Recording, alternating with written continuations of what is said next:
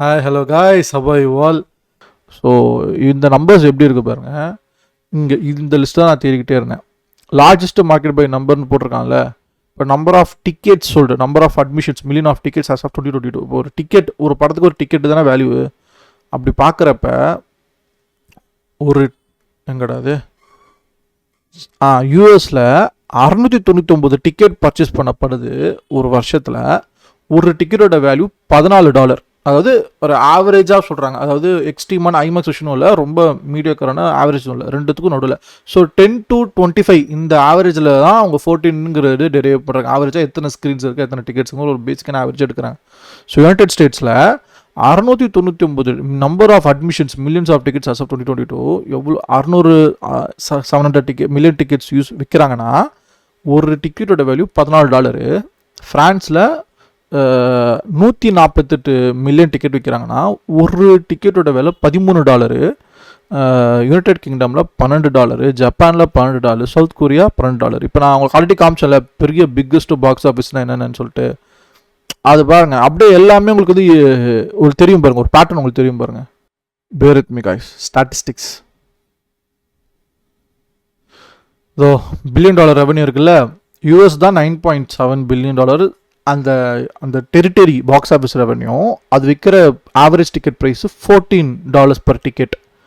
அடுத்தது பாருங்கள், யூரோப்புன்னு சொன்னோம்ல, இப்போ ஃப்ரான்ஸு ஜெர்மனி தான் ஸ்ப்ளிட் பண்ணி சொல்கிறாங்க. ஸோ ஃப்ரான்ஸ் பாருங்கள் $13 விற்கிது. அடுத்தது United kingdom, UK and Ireland, United kingdom அந்த ரீஜன் பாருங்கள் $12 விற்கிது. ஜப்பான் எங்கே போஸ்ட் யூரோப்பியனுக்கு அடுத்தது, சைனாக்கு அடுத்தது ஜப்பானில் வந்து டிக்கெட்டோட ப்ரைஸ் வந்து $12 விற்கிது. அப்புறம் பாருங்கள் ஹையஸ்ட் இன்னொன்று என்னது, சவுத் கொரியா கிட்டத்தட்ட $1 பில்லியன், ஜப்பான் $1.5 பில்லியன், இது $1 பில்லியன் பாக்ஸ் ஆஃபீஸ் ரெவன்யூ இருக்குது. சவுத் கொரியா ஒரு டிக்கெட்டை $10 விற்கிது. இவங்களோட லீக் எங்கே இருக்குது, இவங்களோட பாக்ஸ் ஆஃபீஸ் லீக் எங்கே இருக்குன்னு பாருங்கள். உங்களுக்கு ஒரு கோரிலேஷன் உங்களுக்கு தெரியுதா? அப்படியே இன்னும் கொஞ்சம் பாட்டம் ஆஃப் த டேபிள் வாங்கலேன். பிரேசில், சைனா வந்து டாப் 2ல் இருக்குது, அவ்வளோ பெரிய பாக்ஸ் ஆஃபீஸ் போடும். அவன் 6.95 பாக்ஸ் ஆஃபீஸ் டிக்கெட் விற்கிறான். மெக்சிகோ 182, அதெல்லாம் பாட்டம் தான். இந்தியா பாருங்கள், நம்மளோட பாக்ஸ் ஆஃபீஸ் ரேஞ்ச் எங்கே இருக்குது, 1.48, கிட்டத்தட்ட 1.5 வச்சுப்போமே. ஜப்பான் நமக்கு கிட்டத்தட்ட ஒரே டெரிட்டரி தான், டெரிட்டரியாக பிரிக்கிறப்ப we are all above $1 billion வச்சுப்போமே. $1 பில்லியன் டெரிட்டரி. ஸோ சைனாலாம் அபோவ் $5 பில்லியன் டெரிட்டரி வச்சுக்கோங்களேன். யூஎஸ், யூரோப், சைனாலாம், யூரோப்னு ஒரு ரீஜன், சிங்கிள் யூரோப் ரீஜன் இருக்க வாய்ப்பே இல்லை. யூகே ஃபிலிம்ஸு, ஃப்ரான்ஸ், ஜெர்மனி தான் இருக்கும். யூரோப் எடுத்துருங்க. US and Canada biggest box office collection, அது 9 கிட்ட இருக்குது, 10 தாண்டலை. 5க்கு மேலே இருக்குதுன்னா யூஎஸும் சைனாவும் தான். அவன் தான் அபோவ் லீக்லேயே இருக்கான். அவனுக்கு அடுத்தது $1 பில்லியன் ப்ளஸ் ரெவன்யூ ஜென்ரேட் பண்ணக்கூடிய பாக்ஸ் ஆஃபீஸ் ஸ்ட்ரீம்ஸ்னால் என்னென்னலாம் இருக்குன்னா, உங்களுக்கு வந்து ஜப்பான் இருக்குது, இந்தியா இருக்குது, யூகே இருக்குது, ஃப்ரான்ஸ் இருக்குது, ஜெர்மனி இருக்குது, சவுத் கொரியா இருக்குது. ஸோ இந்த லிஸ்ட்டு மட்டும் பாருங்கள். Japan, India, UK, France, Germany, south Korea, இந்த 6 தான் $1 பில்லியன் அளவுக்கு ஓரளவுக்கு கொஞ்சம் டேபிள் கொண்டு வர படங்கள். இவங்களோட ஆவரேஜ் டிக்கெட் ப்ரைஸஸ்லாம் என்ன ரேஞ்சில் இருக்குது? சைனாவே 6.95 கொடுக்குறான் ஒரு டிக்கெட்டுக்கு டாலரு. நம்ம ஊரில் எவ்வளோ இருக்குது? இந்தியாவில் $3.61. அதோட பாதி டிக்கெட் தான் நம்ம விற்கிறாங்க, பாதி ரேட்டுக்கு கிட்டத்தட்ட. அப்போ இத்தனை மடங்குன்னு பார்த்தா எவ்வளோ வருது? இப்போ டிஃப்ரென்ஸ் தான் உங்களுக்கு. 4 into what? 8, 16, கிட்டத்தட்ட ஒரு 3-4 மடங்கு வந்து யூஎஸில் வைக்கிறாங்க. நம்ம கொடுக்குற டிக்கெட் நாமளே $500 கொடுக்குறோன்னா அதில் ஒரு 3-4 மடங்குனா பாருங்கள், 1000, $2000, கிட்டத்தட்ட 1000 $2000 மொய் வச்சா தான் அங்கே படமே பார்க்க முடியும் போல். ஒரு $10 இங்கே எவ்வளோ வருது? $800 வருது. $10னா $1 $800 கிட்ட வருது. 15னா எவ்வளோ வருது? 800னா ஒரு 1600, 1300. அது ஆவரேஜ் டிக்கெட்டு. ஒரு ஐமேக்ஸ் வெர்ஷன் மாதிரி அங்கே ஒரு படம் பார்க்குறாங்க, $25 வச்சுப்போமே ஒரு பேச்சுக்கு. அப்போனா 800, 1600 ப்ளஸ் ஒரு 400 வரும். ஸோ கிட்டத்தட்ட 2000 அப்படி ஒரு மொய் வச்சா தான் ஐமேக்ஸ் மாதிரி ஒரு நல்ல ஒரு படத்தையே பார்க்க முடியும். ஸோ அந்த லெவலில் தான் எக்கனாமிக்ஸ் இருக்குது, ஃபிலிம் எக்கனாமிக்ஸு. நாம் எந்த லெவலில் இருக்கோம் இப்போ?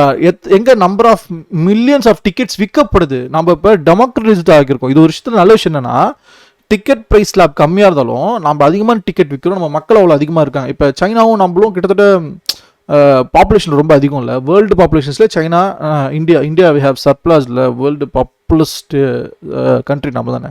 ஸோ நம்ம வந்து மில்லியன்ஸ் ஆஃப் டிக்கெட்ஸ் விற்கிறோம், பட் ஆனால் ரொம்ப ஆவரேஜ் டிக்கெட்ஸ் ரொம்ப கம்மியாக விற்கிறோம். Meaning we have democratised cinema. எல்லாராலையும் போய் பார்க்கக்கூடிய டிக்கெட் ரேட்டில் டெமோக்ரட்டைஸாக இருக்குது. ஆனால் அதனால் குவாலிட்டியே இல்லை. நம்ம வந்து ஹை எண்ட், இப்போ நம்ம ஐமேக்ஸ் படங்கள் நம்ம ப்ரொடியூஸ் பண்ணுறோமா? இல்லை. வேர்ல்டு சினிமாவில் எவ்வளோ பெரிய பாக்ஸ் ஆஃபீஸுங்க பாருங்கள். யூஎஸ் சைனாக்காரெல்லாம் ஐமேக்ஸ் படமாக எடுக்கிறான், ரிலீஸ் பண்ணுறான். ஜப்பான் கண்டிப்பாக விட்டுருக்கோம், அவன் வந்து இதில் விடுறான், அது பேர் என்ன, அனிமேஷன்ஸ்லாம் அந்தளவுக்கு குவாலிட்டியாக விடுறான். அப்புறம் யூகே படங்கள் சொல்ல வேணாம், ஃப்ரான்ஸ், ஜெர்மனி கண்டிப்பாக ஏதாவது பண்ணியிருப்பானுங்க, கொரியா ஏதாவது பண்ணியிருப்பாங்க, நமக்கு தெரியல. மேபி அவங்க ஒன்றும் அடாப்ட் ஆகாமல் இருக்கலாம். ஆனால் அவன் ஐமேக்ஸ் குவாலிட்டிக்கு இப்போ படம் பண்ணுறான். நம்ம படம் ஐமேக்ஸ் ஸ்டாண்டர்டுக்கு இருக்குது, நம்ம ஐமேக்ஸ் கேமரா யூஸ் பண்ணுறோம், அதுக்கு செலவு பண்ணுறோமானா நம்ம கிடையாது. அந்த டிஃப்ரென்ஸ் தான் சொல்ல வரேன், அந்த குவான்டிட்டின்னு. இப்போ ஒரு 4DX தியேட்டர் சென்னை ஒரு மெட்ரோபாலிட்டன் சிட்டியில் 4DX இல்லைன்னா என்ன, அதுக்கு மேலே அதை ஷுட் சப்மிட் அப்னு எனக்கு தோணுது. ஸோ டிக்கெட்ஸ் அதிகமாக வாங்கி படத்தை விரித்திரமாக பார்க்குறதுல உலகத்தில் இந்தியர்கள் தவிர யாருமே இல்லை. அதனால தான் நம்ம ஒரு ஓடிடி கல்ச்சரை நம்ம அப்படியே எம்ப்ரேஸ் பண்ணிக்கிட்டோம். ஆஹா, நல்ல கண்டென்ட், நல்ல படம், அவ்வளோ பேர் எம்ப்ரேஸ் பண்ணி பார்த்தோம், சப்ஸ்கிரைப் பண்ணி. இப்போ coming back to the point, எவ்வளோ ஸ்பெண்ட் பண்ண ரெடியாக இருக்கும்னா, நம்ம டெமோக்ரட்டைஸ்டாக வச்சுருக்கோம், அட் த சேம் டைம் நல்ல குவாலிட்டியான படங்கள் கொடுக்குறோமா? அப்போ நம்ம டெமோக்ரட்டைஸ் பண்ணி ஆவரேஜ் ப்ரைஸை குறைக்கிறோம்னா, நம்பர் ஆஃப் ஃபிலிம்ஸை கம்மி பண்ணி நிறைய செலவு பண்ணி நல்ல கொஞ்சம் படங்கள் நிறையா ஓட்டணும்.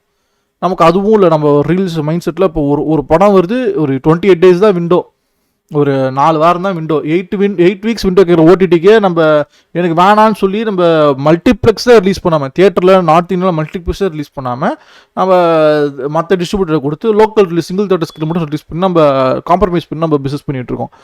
8 weeks விண்டோக்கே நம்ம ரெடியாக இல்லை. 4 weeksனால் கிட்டத்தட்ட 1 month தான், 28 days சம்திங் ஆவரேஜ்லி, அவ்வளோதான் நம்ம இருக்கோம். ஒரு படம் தியேட்டரில் 4 வாரம் ஓடும், அடுத்தது அப்படியே ஓடிடி, அவ்வளோதான், டன். அந்த ரேஞ்சுக்கு அந்தளவுக்கு ஃபாஸ்ட்டாக ஓடிட்டு இருக்கோமா அப்படிங்கிறதே என் கேள்வி. அவன் பாருங்க, ஒரு ஜான்வரி எண்டில் ஒரு படத்தை விட்டான், அது மார்ச்சில் தான் ஐ திங்க் பீக் ஆகிருக்குன்னு நினைக்கிறேன். மார்ச்சில் தான் 2 billion கிராஸ் ஆகிருக்கு. ரஃப்லி படத்தோட ஒரு ரீசன் 1 monthலேயே இல்லை 1.5 months இப்போ 1 billion தொட்டுருக்குன்னு வச்சுப்போமே. அந்த பீக் எங்கே கரெக்டாக ரீச் ஆச்சு நமக்கு தெரியல. ஸ்டாட்டிஸ்டிக்லி இந்தியா மார்க்கெட்டுக்கு வரான், $2 billion ஸ்பெண்ட் பண்ணி முடிச்சுட்டு இந்தியா மார்க்கெட்டுக்கு வரான்.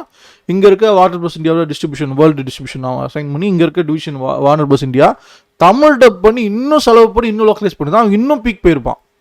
ஹையஸ்ட் காஸ்ட் வேர்ல்டு வைடில் ஹையஸ்ட் காஸ்ட் இம்ப்ரூவ்மெண்ட் கூட NASA 2 போயிருக்கலாம். They miss the opportunity. அந்தளவுக்கு கொஞ்சம் அந்த ஒரு ப்ரொடக்ஷன் ஹவுஸோ இல்லை அதுக்கான டிஸ்ட்ரிபியூட்டர்ஸுக்கான முனைப்பு காட்டல அப்படிங்கிறது மட்டும் தான் தெரியுது. நம்ம மார்க்கெட்டு அந்தளவுக்கு ப்ரைமரியான மார்க்கெட்டு வேர்ல்டில். நம்மளே அவன் இவ்வளோ தான் வச்சுருக்கானா, அப்புறம் என்ன கதைன்னு எனக்கே புரியல. அவனு மட்டுமே 7.79 பாருங்கள், அவன் $1 billion. அவன் மட்டுமே உழைச்சிருப்பானோ ஒரு வேலை, அவ்வளோ பேர் விருத்தமாக, சைனா எங்கே இருக்குல்ல 7.7, அவன் மட்டுமே அவ்வளோ உழைச்சிருப்பானோ. அவன் பாக்ஸ் ஆஃபீஸ் ரெவன்யூவே 7.7 இருக்குன்னா ஒரு $2 billion படலாம் உங்களுக்கு சப்ப மேட்டர் தானே இருக்கணும். $1 billion இருக்கு அவன் தொடரல. இதுதான் ஃபஸ்ட் டைம் அதை தாண்டி அபோவ் த வெயிட் தொட்டிருக்கான். ஸோ படங்கள் டிக்கெட் விற்கிறதுன்னு பார்க்குறப்ப இந்தியாவுக்கு அதிகமாக படம் பார்க்குறாங்க, அடுத்து சைனா அதிகமாக படம் பார்க்குது, அதுக்கடுத்து தான் யுனைடெட் ஸ்டேட்ஸு. படம் பார்க்குற கிரேஸு கம்பேரிட்டிவ்லி சொல்கிறேன், யுனைடெட் ஸ்டேட்ஸ் அவ்வளோ விருத்தமாக படம் பார்க்குறாங்களா அவங்க? மெக்சிகோ, ஜப்பான், ஃப்ரான்ஸ்லாம் ரொம்ப கம்மி தான், கம்மியான சின்ன ஊராக இருக்குது போல். அதனால தான் அங்கெல்லாம் வந்து மக்களும் கம்மி, டிக்கெட் சேலும் கம்மி. மேபி அவங்க பொட்டன்ஷியலுக்கு அதிகமாக இருக்கலாம், மூவி கோஸ் அதிகமாக இருக்கலாம். ஆனால் அவங்களோட ஓவரால் பாப்புலஸ் ஸ்டேட்டான இந்தியா சைனாக்கு நிகராக அமெரிக்காக்காரன் டஃப் கொடுத்து இவ்வளோ 700, 800, இவன் 709 million, ஒரு டிஃப்ரென்ஸ் ஆஃப் 9-10 million தான். 1 millionனா 10 lakh, 10 millionனா ஒரு 1 millionனா 10 லட்சம், 10 millionனா ஒரு கோடியா? ஸோ டிஃப்ரென்ஸ் ஆஃப் அவ்வளோதான், 1 கோடி மக்கள் தான் டிஃப்ரென்ஸ். படம் பார்க்குறதுல ஆம்பிஷியஸாக தியேட்டரில் வந்து படம் பார்க்கணுங்கிறது. நாம் பாருங்கள், கிட்டத்தட்ட 981 million ticket, average ticket price கம்மியாக இருக்குது. மேபி நம்ம ஆவரேஜ் டிக்கெட் ப்ரைஸ் கொஞ்சம் ஏற்றலாம், அதாவது டிஃப்ரெண்ட் ஃபார்மேட்ஸில் விடலாம். நம்ம வந்து எப்படி சொல்கிறது, இந்த ரேஞ்ச் ஆஃப் எப்படி சொல்லலாம், ஹை எண்ட் தியேட்டர்ஸும் இருக்கணும், டெமோக்ரட்டைஸ்டாக இந்த theatres 2D 3D IMAX, ice, 4DX எல்லா விஷயம்ஸும் நமக்கு இருக்கணும் ஒரு சிட்டியில். நம்ம இன்னும் சிட்டிக்கே வரலன்னா எப்போ Tier 2 சிட்டிக்கெலாம் ஐமேக்ஸ் கூட்டி போய் சேர்க்க போகிறோன்னு எனக்கு தெரியல. So basically economics of films நான் பேசணும்னு நினச்சிட்டு அந்த ஒரு ஆண்ட் ஒன்று நினச்சேன். I'm happy I did it. இந்த ஸ்ட்ரீமை இத்துடன் முடித்து கொள்கிறேன். உங்கள் எல்லாரையும் யூனிவர்சிட்டியில் சந்திக்கிறேன். உங்களுக்கு நான் பண்ணுறாங்க பிடிச்சிருக்கா லைக் பண்ணுங்கள், உங்கள் சஜஷன் இருக்குது அப்படின்னா கமெண்ட் செக்ஷன் தெரியப்படுத்துங்க. And if you want to support me, hit that subscribe button. That's it, as simple as that. உங்களை யூனிவர்சிட்டியில் சந்திக்கிறேன். Take bye, see you all. Peace out.